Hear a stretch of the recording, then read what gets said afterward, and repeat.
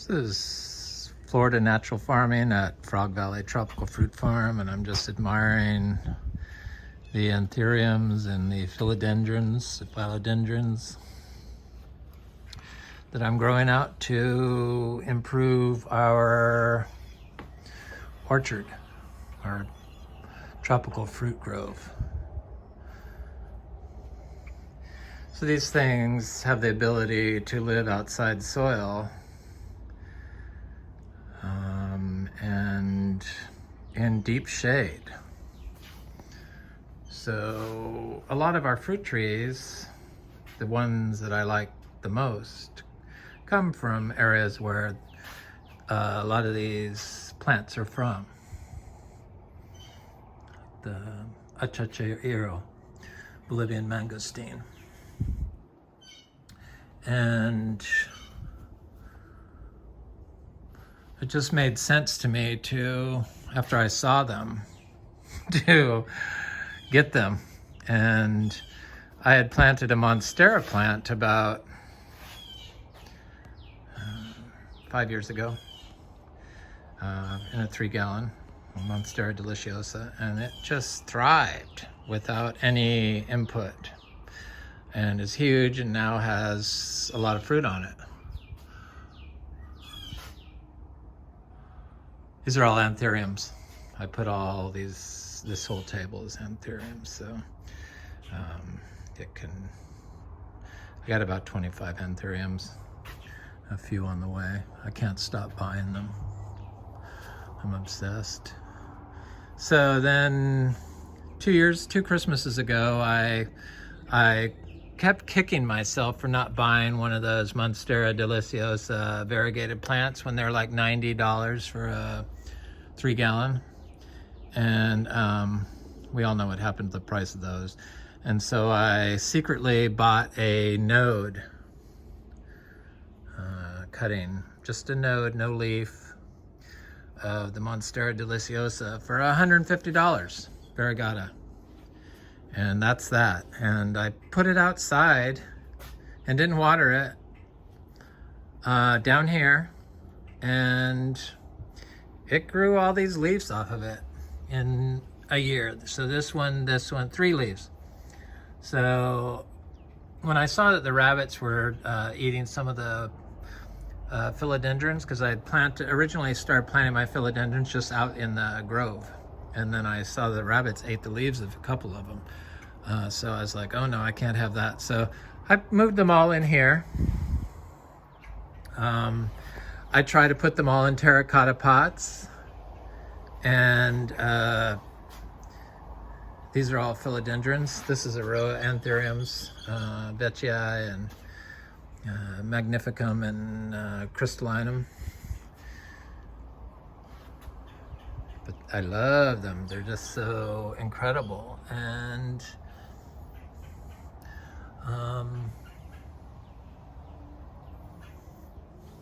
they're gonna look great growing with the trees.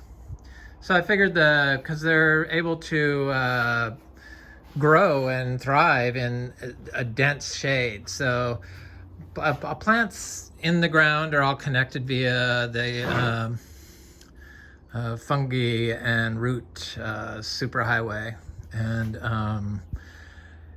in a healthy ecosystem. And so they share DNA. So I figured this would help the trees when it's mostly shade because it's only a 6-year-old grove. So I figured they would help the trees. This is Philodendron linamii.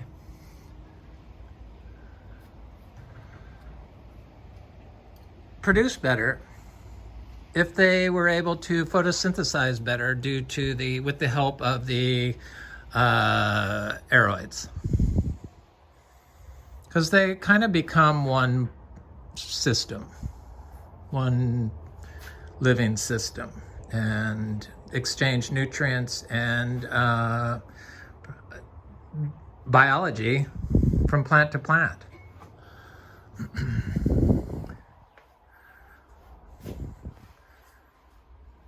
So that's why I'm doing this, and it helps that I really love them, so it makes it easy. So Monstera, subpinnata, and different philodendrons, and anthuriums. So this is a row of anthuriums up here. This is a new leaf, and that's a new leaf. I love that philodendron tremulum, the one to the right here. It's like a matte finish. This is a philodendron, or it's anthuriums, Anthurium waraquianum, esmeraldens. I did get a couple of new ones. Anthurium GG, Nigrolaminum, yeah, and this is another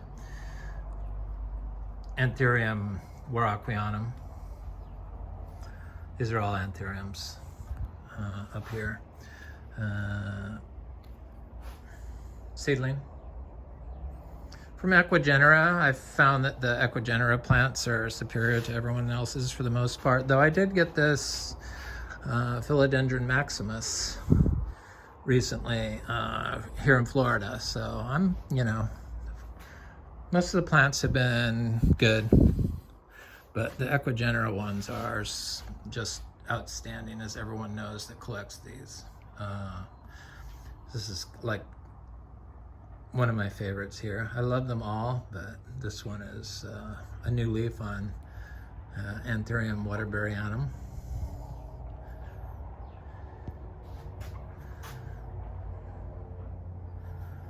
Y'all think tropical fruit trees are expensive. Look at these. Ugh. It's my all-time favorite so far, Anthurium metallicum. This is a new leaf. And I grow them all in our biodynamic compost that I make here on the farm from our zebu manure and some pine shavings and some grass hay and some other stuff, but that's basically it. And I water them in here. So I only water stuff in pots. Somebody wanted me to talk about water. How do I water? So my rule of thumb on watering epiphytes and plants in general is when it's cold, do not water them. Hold back the water. So I would cut back all the water during the winter a lot, and when it's cool out, because it gets hot here every day. Just sometimes we get a cold spell, and we got 31 degrees and 30 degrees, or no, 31 degrees one night and then 32 the next. It was like, I was okay the first night, and the second night it affected stuff. There was no wind and anything, but so I lost the leaves off Philodendron esmeraldense narrow, but it's coming back.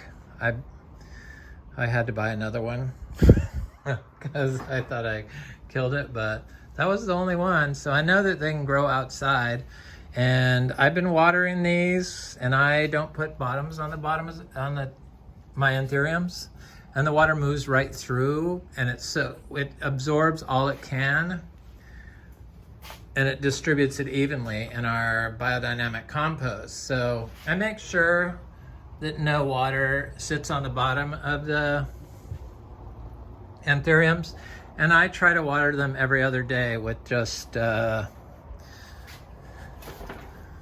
use rainwater. I only water plants with rainwater in pots.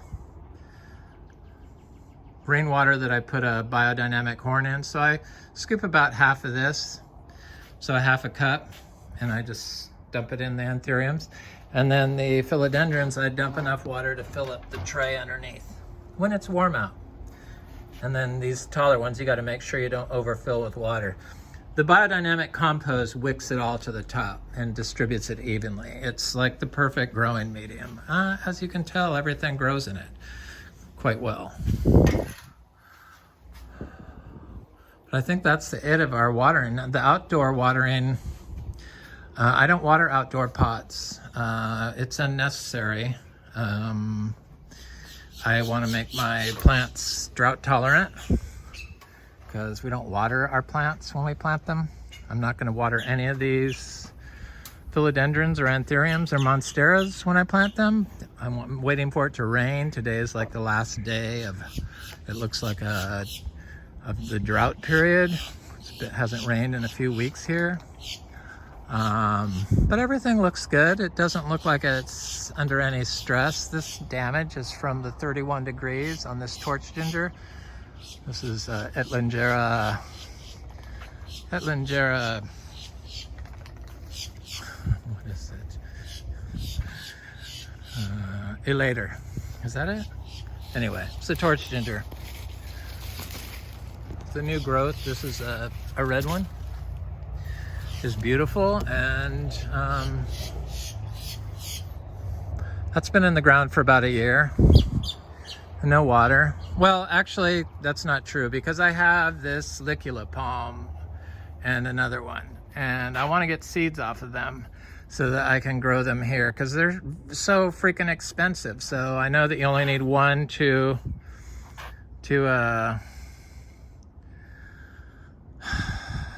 get this plant to get seeds from, so of these. So I've been pushing it a little bit, and it looks like it had stress when it was like, I cut back all these heliconias right before winter, and I probably should have left them and waited until after winter, but I wanted to divide them, which I did. So it got a little burned from the sun, and it looked like it was suffering from water stress at times. So I turned the hose on this, and it gets residual water in this area because of that. But that's it. That's the only thing I water. Here's my potted plants over here. So it's just the biodynamic compost, and this is some Adamoya seeds and some citrus, some blood orange seeds, organic blood orange seeds that I collected from fruit I ate, from organic certified fruit. It's very important to be organic certified, because I just watching videos on people and they're what they think is organic, because for some reason they think that copra is organic, and it's not. It's like a poison, and if you're using it, you're not going to be able to probably dry farm like this, would be my guess. So I put the seeds in the biodynamic compost. The compost, this stuff that's unfinished, automatically goes to the top and covers the finished compost. I don't even have to do it. And then the seeds eventually just come up. There's holes in the bottom of this plant, or this pot, and but they'll all come up, most of the seeds. Maybe not all of them, but most of them will come up. And then I can take those plants that have never been watered and plant them during times of drought like we're having now. So you can see the grass is a little brown in areas where I walk a lot. This is like right in front of the door. Here's another torch ginger. I love these things. I'm obsessed with torch ginger. It's edible. It's edible flower. And I've collected lots of different plants over the years. This is when I used to have a 900 plant cacti and succulent garden in San Diego, California. Hamul, actually. And I drug this plant with me over the years. Calancho. We got plumeria that are just beginning to bloom. So things are looking good. So I thought I'd go look at the mango that had all that powdery mildew on it, on the blooms, and show you just how much fruit is on it. Our achacha tree is got quite a bit of fruit. They're looking good. It's coming along. Those tend to hang on to their fruit once they start blooming. Hi, Shelly. I gotta finish taking out this hedge on this side and get the orchids that are in there and put on the trees. But I've been planting sugarcane for the last, I don't know, I did it yesterday. I planted about 60 sugarcane, premium variety that I got from a friend. Jamaican, so you know it's good sugarcane.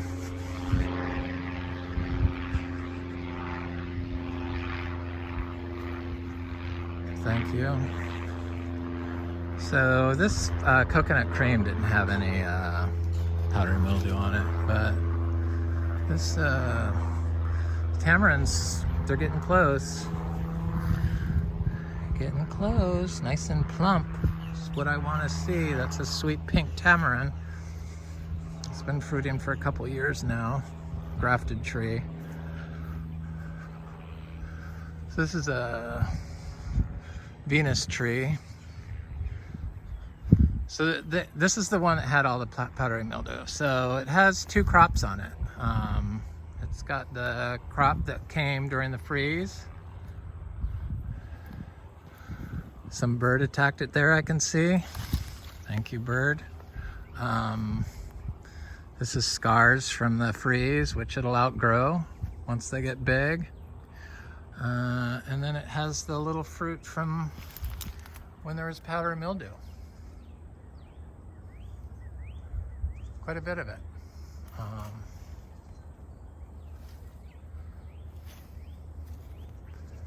It's got some branches that are just now trying to push something. I would be surprised if it is not going to be bloom. But that's the tree that I did a video of that was like covered in powdery mildew. And it seemed to just clean off the buds, the flowers. I mean, they've been doing the same thing, same practices with their chemical farming, their nutrient farming, using the copper and the sulfur, which destroys biology and prevents your tree from ever functioning normally. So you can never cure the disease. You can only just keep it off your fruit. And that's why the trees are starting to only live less and less and less. If your trees are starting to die younger and younger, you are not growing correctly. And there's no other doubt. I mean, there's no other explanation. It just doesn't make sense. Just some of this stuff I hear is just like, whoa. Why are you continuing to do the same thing that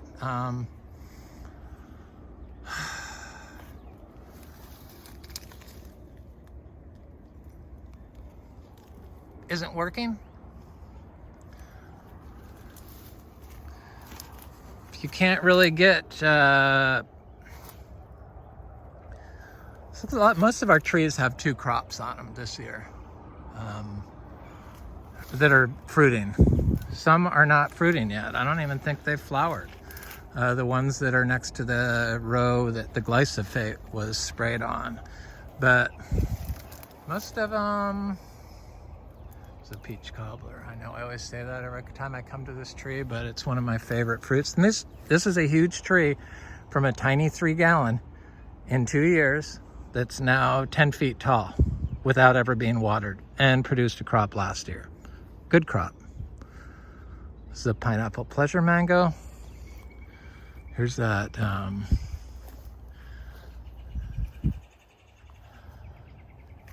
my favorite fruit. I know I've said this before, but this is the Quaimak tree, the Artocarpus tree. They changed the name, so I'm not even gonna bother trying to think of what it is. Quaimak, and it's covered in flowers, just starting up. every branch is covered in flowers.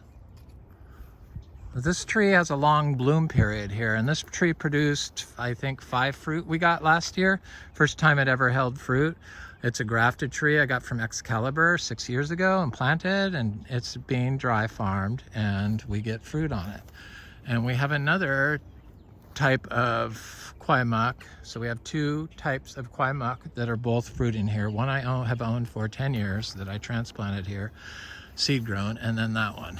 It was the first time that one fruited last year. This tree looks like it's just trying to bloom. I'm pretty sure that's what it's gonna do. It's got some little fruit on it. It's a fruit punch tree. It's not really got a lot of fruit on it, but it was in full bloom during the freeze. There's some fruit up there, I see.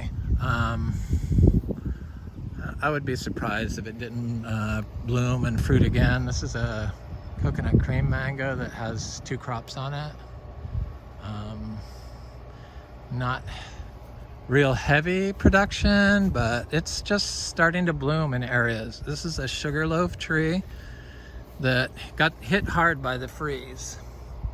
I mean, 31 degrees and then 32 degrees 2 days in a row. It was the second night that did it. The first night there was 0 damage.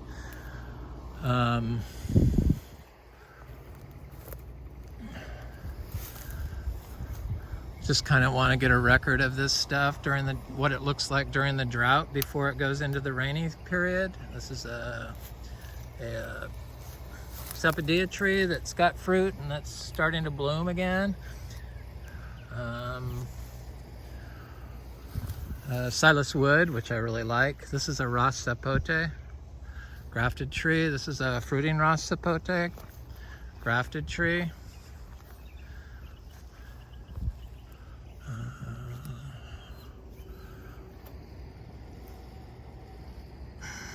That is that jackfruit that produced 8 fruits last year, that little tiny jackfruit tree. Dry farmed, 8 fruit, grafted tree from Excalibur. And I've given it a pile of 50-pound pile of manure there and a 50-pound pile of manure there. It's not really all manure, it's hay and pine shavings. It's compost, basically. It's a compost pile next to the tree. So it's not going to give us any fruit for months. So by the time, you have to wait 4 months after applying fresh manure before you can harvest anything from it. But for sure, we're not going to have any fruit because it's not even flowering at the moment. This is the, this is an Imbe tree, ice cream bean. And look at all the flowers that are going to be on this tree. It's just doing a super bloom. So it's been flowering for, this is the 3rd year. It's a 6-year-old tree, seed grown tree. And maybe this year we'll get fruit, probably, I would guess. This is a seed grown sugar apple from the fruit along the driveway. I tend to plant the green ones because they produce a lot more fruit than the red for me. So that's what I plant. I can't really tell a difference in the taste, but I want the ones that produce the fruit. I'd rather it be an Adamoya, but I'm happy with a sugar apple too. This is that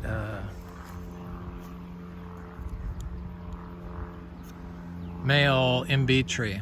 I'm going to go over and look at that, the other Imbe trees while I'm looking at the Imbes. So we got some lychees on the trees, and we got a sugarloaf with some fruit on it, and this Terralab mango has not even flowered yet, which is kind of surprising. Maybe it was the cold, but I think possibly it's going to flower still.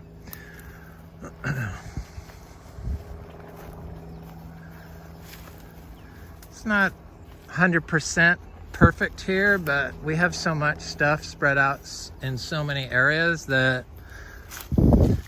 we get fruit. This is a Ras sapote that's flowering. It had a fruit on it that it set in December, so it's a grafted tree. Doesn't look like it's suffering from the drought. All this dead stuff is from the freeze, but you can see how green it is underneath. I mean, it's like, what's the soil look like here, just for the hell of it?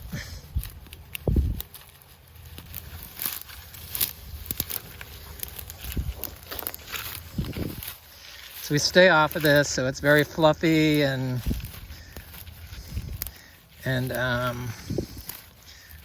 this is what it looks like.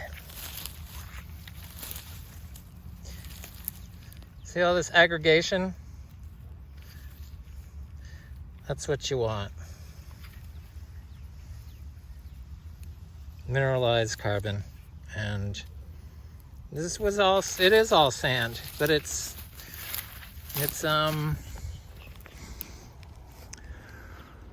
beautiful. Beautiful soil. Much better than the white sand you get when you mow. Katuk. Okay. This is a tree that I'm pretty sure is a male tree. Imbe, Garcinia livingstonei. I don't know where all these male trees, this is trees I got from flying fox fruit.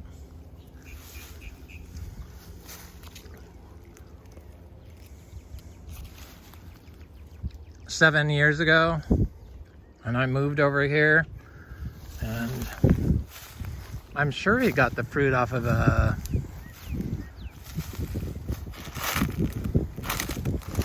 yeah, look at all the fruit on this. This is our hermaphrodite tree, and you could easily see the fruit on the end of the flower. And this tree, I don't know, this tree is about 6-7 feet tall max. And I mean, you can see it's not that big. Here's me, and there's the tree. So, I mean, it's just a little bit bigger than me. And it gave us $400 worth of fruit, and I was only charging $3 a fruit, but I'm gonna charge $5 a seed. If somebody's very desperate for fruit, I could probably send you fruit this year, but it's gonna be $5 for the fruit.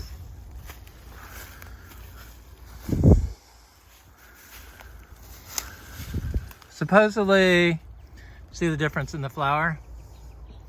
No green tip.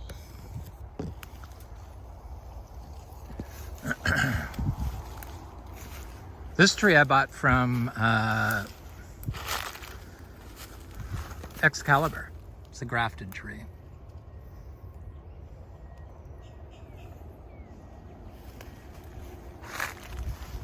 Thing's covered in bloom now.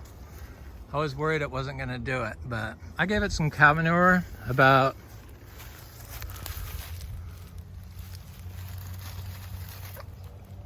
four months ago or 3 months ago.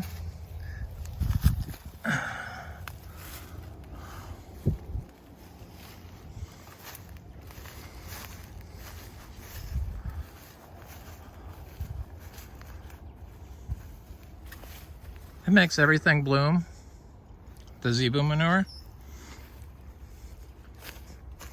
If it can. If it's a male tree, it's not going to bloom. This is a M4 mango that just didn't set any fruit, but I have a feeling it has to do with the septic and the nitrogen right here, because the septic is right there. And this was a downhill thing. I mean, it's pretty far away from it, but I think that has something to do with it. So I'm going to plant a bunch more stuff in here. I have some chai, or the spinach, chaya, whatever it is, I forget. I don't eat it. I haven't eaten it. I've been waiting for that to grow. I had one at my original food forest and in Grant, and this is our wax jambu trees. I'm not a big fan of wax jambu.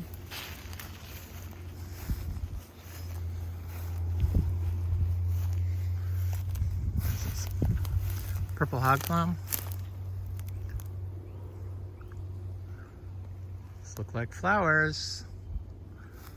This tree lost its leaves during the freeze, but Those are definitely flowers. Yeah, it didn't produce fruit last year. It's only been in the ground a few years, or 2 years, I think. And you know, never watered. Planted and never watered, a nursery bought tree.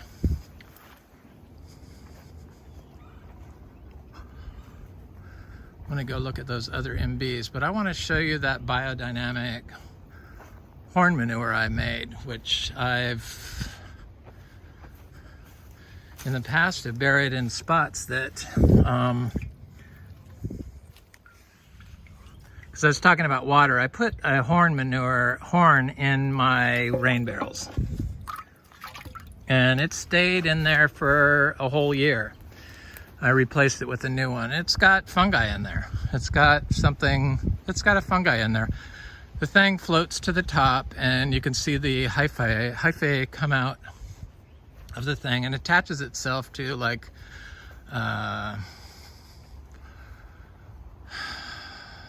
algae on the side, and then it'll lower itself back down. So it's cured standing water problems that we've had on the property. Because the water, fungi have a lot to do with water. They're mostly water.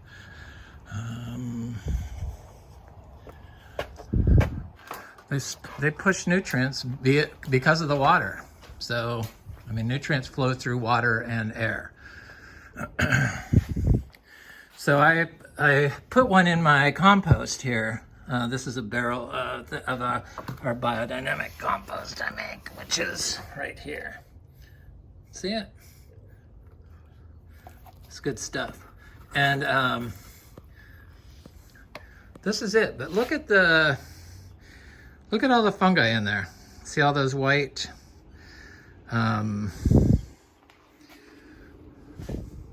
specks?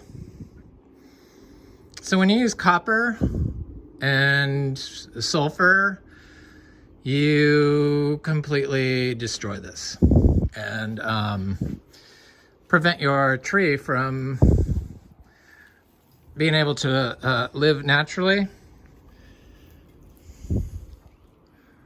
So this goes all throughout this stuff. You can see it right there, the biodynamic horn. I offered these for sale for $50, and everyone that bought them I gave 2 to. So it was 3 for $50, and I asked them to bury the horns in areas where they have one horn in standing water issues on the property, so that hopefully we can see if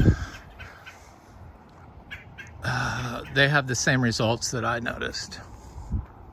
I just wanted to show that because I think I forgot to show you the biodynamic horn. That has to get treated like raw manure. So any place that it's BD 500 basically, still in the horn. Biodynamic Prep 500. So manure buried for 5 months or 6 months between spring and winter and fall and spring equinox. Something like that, 6 months. And then dug up. I do it around our old big live oak tree where I've been making biodynamic compost for a lot of years.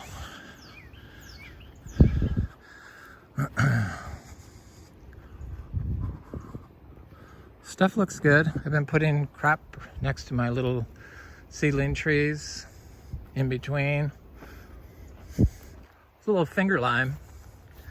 I'm kind of obsessed with citrus just because I am shocked that they forgot how to grow it and refused to change practices in order to fix it for some reason.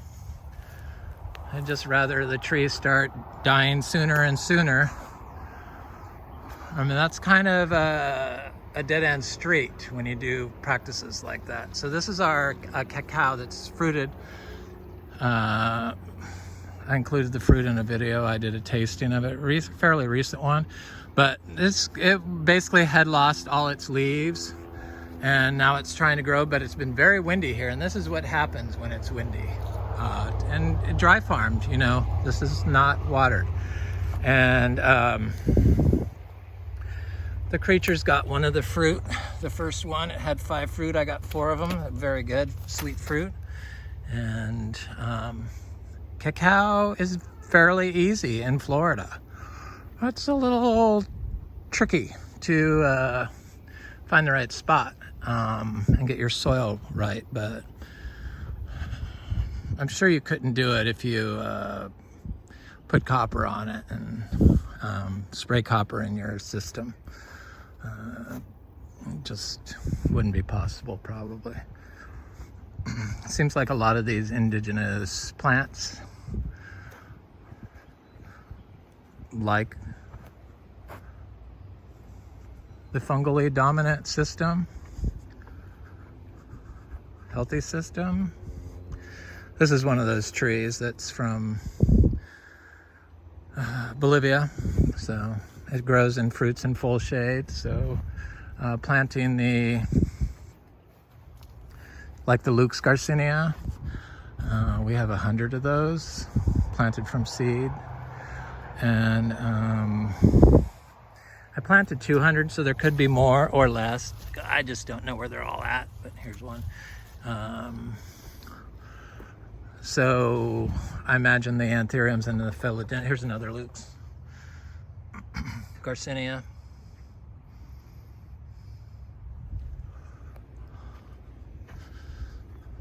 Will grow great with the help of the rare Aroids. Can't wait.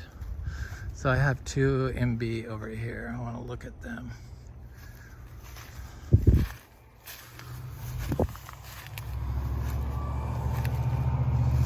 Since I'm looking at the Imbes, these are all male flowers. I could tell from far away. Those spider webs holding all the debris.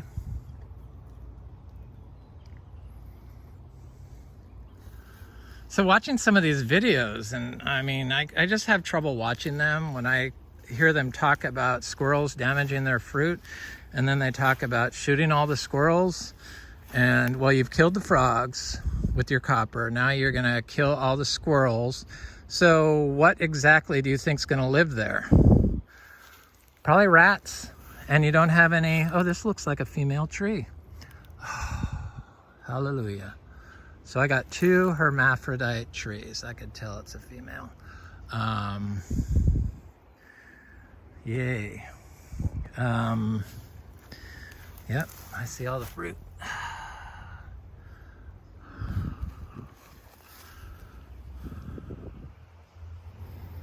I got sidetracked.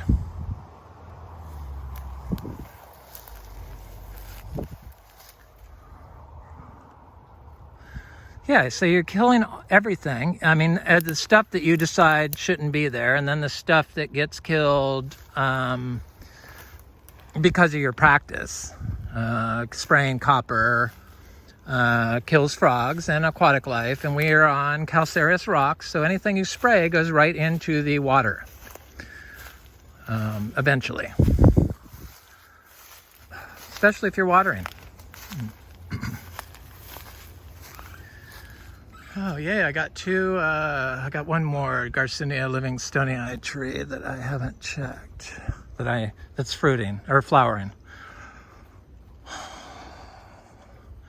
I think I got that tree from flying fox fruit. But I'm not sure, I'm pretty sure I did. 7 years ago. It's been very slow growing, but I'm glad that it's a female tree. These Chiang Mai 60s are, I know that they get bigger when the tree gets bigger, but the fruit are so tiny, but there sure is a lot of them. That's not like my favorite one.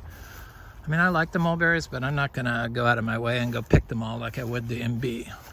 The Imbe is my favorite Garcinia. So this looks like a Garcinia macrophylla. Doesn't look very happy. Too much sun. But I planted this banana next to it, so it'll help it. doesn't look like it's gonna die, but we're going, you know, we're right in the middle of a drought. So this one is not flowering yet. So I don't know what this tree is. Oh, I'm so happy that we have 2 fruiting Imbe trees. That just totally makes me happy. Yeah, I don't see, is there fruit flowering on here? Is it trying? No, I don't see any flowers.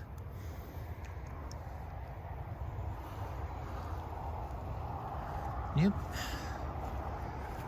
Please be a female tree. Oh.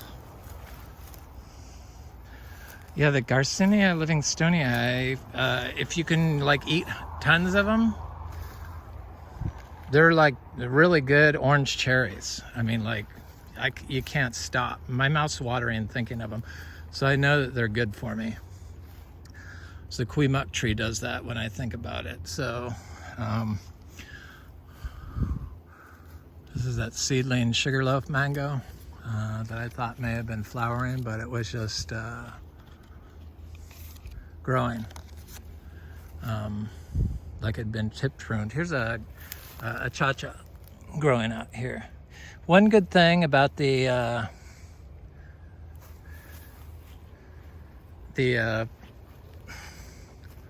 tall grass is that when it freezes, and like sensitive plants that you planted in seeds into it are the only ones that are going to survive for the most part, unless they're like underneath something like this. But if they're out in the open and they have this tall, weedy mess that everyone despises and will write you up and give you a ticket for, take your property away, I don't know, it's just bizarre, that practice.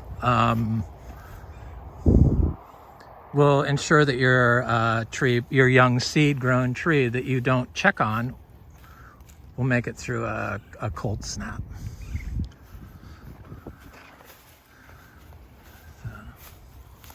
Seed grown guava. I think that's a Thai giant. Here's another one.